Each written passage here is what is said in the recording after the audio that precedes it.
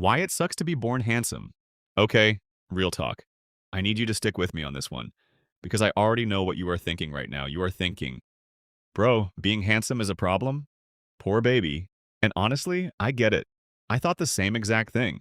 Have you ever experienced that you were talking to a girl and everything was going smoothly? Then she said, I don't think that you are single for sure. This is what the most attractive man face because no one believes, even if they say out loud and they get jealous friends, and even if they hang out with friends but feels left out in conversations. Stay with me, because this one goes deep. Welcome to my YouTube channel today. Gonna dive into the psychology behind why being attractive is suck. Clearly, this hits different for a lot of people. So, let us get into it. The attractiveness trap. Here is something called the halo effect. Psychologists figured this out decades ago. When someone is physically attractive, our brains automatically assign them a whole stack of positive traits before they have said a single word. Before you even know their name. Your brain has already decided they are smarter, more trustworthy, more successful, maybe even more moral. Sounds great on paper, right? Except here is where it gets dark. When you take that kind of face, Nate, and you attach it to a real, flawed, complicated human being, people feel betrayed. You walk into a room and everyone has already written a story about you, and you did not get to write a single word of it. The moment you are too tired or too quiet, or God forbid you make a mistake, people are not just disappointed in you. They feel personally deceived, like you broke a promise you never even made. Slow down here. Let this land. Think about that for a second. You have lived with this face your whole life. You did not choose it. But everyone else has decided what it means about you. And when reality does not match their fantasy, somehow that becomes your fault. Imagine you met a girl, but after a few weeks you found that she has already have a boyfriend, and then you realize she was into you just for your looks, not for your heart. The office is not your friend. Let us talk about the workplace, because this is where things get genuinely unfair in a direction nobody expects. Studies out of Harvard and the London Business School found that highly attractive men are frequently passed over for managerial roles in competitive environments. Why? Because their peers and their superiors feel unconsciously threatened. Nobody is going to sit in a boardroom meeting and say, I did not promote him because he is too good looking. But that is exactly what the data shows happening. And for women, it is even more brutal.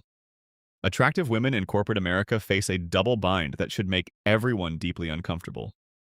They are either assumed to have gotten where they are because of their looks, not their brains, or they are penalized for being, quote, too distracting.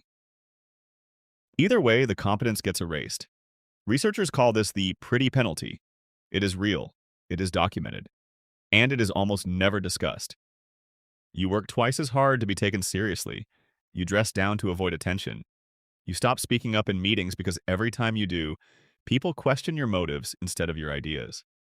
That is exhausting, in a way that is very hard to explain to someone who has never lived it. The loneliest people in the room.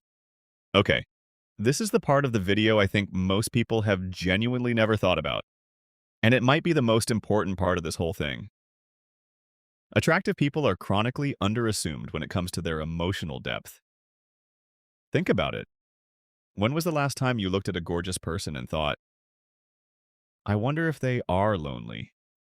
I wonder if they are anxious? I wonder if they need a real friend? Almost never, because we do not assign vulnerability to beautiful people. We assign confidence, Isabah, a full social calendar. And so nobody reaches out, nobody checks in, nobody asks how they are really doing. The result? Some of the most conventionally attractive people in America report some of the highest rates of emotional loneliness of any demographic studied. Let that sink in. And in the dating world, it somehow gets worse. When you are considered a catch, every person who approaches you has an agenda, whether they know it or not. They want to win you, possess you, show you off at dinner parties. They fall in love with the version of you that lives in their imagination. And the moment you reveal that you are actually just a person, with bad days and weird insecurities and quirks that are not particularly glamorous, half of them disappear. Not because you failed them, but because you were never the trophy they signed up for. This is not about sympathy. Now here is where I want to flip the whole frame on you. Because this video is not a pity party. I'm not here to make you feel sorry for your handsome neighbor or your impossibly beautiful coworker. The real point, the thing I actually want you to walk away with today, is this. We are all doing this. Every single one of us projects a story onto other people before they have had a chance to speak. We see a face and we think we know the whole novel. We see a body and we think we understand the soul inside it. The handsome guy at the bar? We assume he is arrogant. The beautiful woman in the boardroom? We assume she is not as sharp as she looks. The gorgeous couple? We assume their life is perfect. And in doing all of that, we strip them of their humanity just as surely as we would strip anyone else of it. The research on attractiveness bias is ultimately just a mirror.